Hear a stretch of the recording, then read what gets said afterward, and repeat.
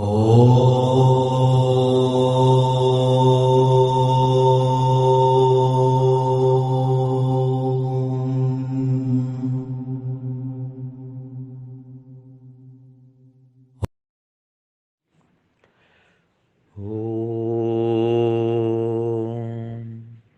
सहनावतु सहनो भुनक्तु सह वीर्यं करवावहै तेजस्विनावधीतमस्तु मा विद्विषावहै।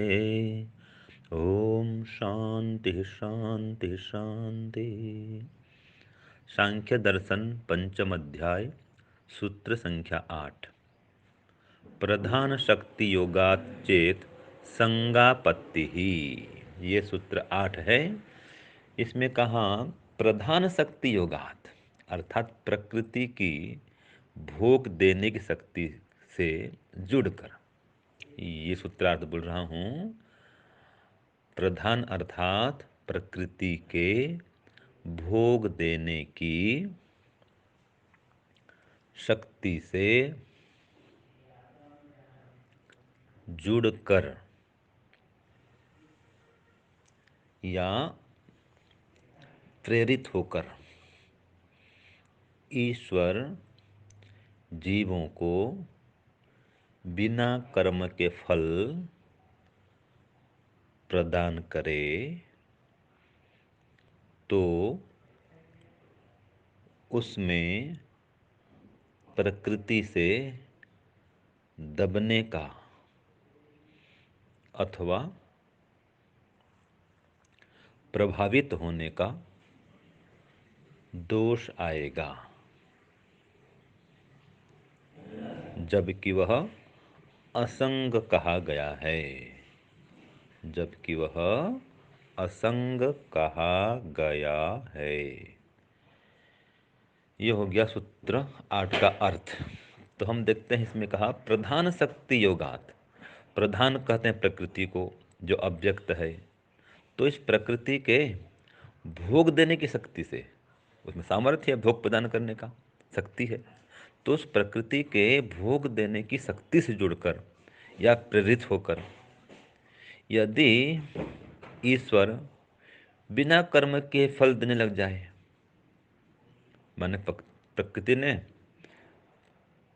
प्रेरित किया और उसकी शक्ति से प्रेरित होकर के या प्रकृति की भोग देने की शक्ति से प्रेरित होकर।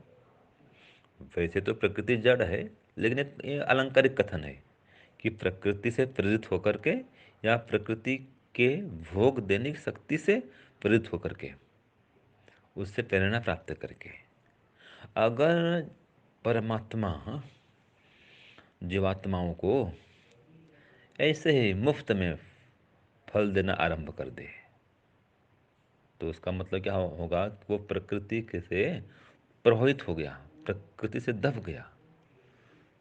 जबकि ऐसा तो होता नहीं है। परमात्मा किसी से भी कभी भी दबता नहीं है, वो किसी से प्रभावित होता नहीं है। क्यों? क्योंकि कहा गया है असंगो ही अयम पुरुषः। जो परमात्मा है वो असंग है।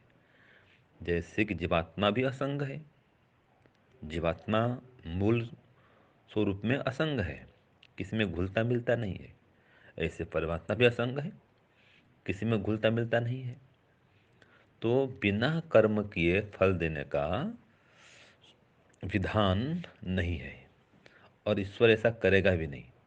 न प्रकृति से दबेगा, न बिना कर्म किए फल देगा। वो तो कर्म करने पर ही फल प्रदान करता है। यही वेद दर्शन का सिद्धांत है। तो पूर्व पक्षी यदि कहे कि प्रकृति से प्रभावित होकर के वो बिना कर्म के फल दे दे, तो ये ठीक नहीं है। प्रकृति क्योंकि जड़ है ना, उसको तो कुछ पता नहीं है कि इसको फल देना नहीं देना।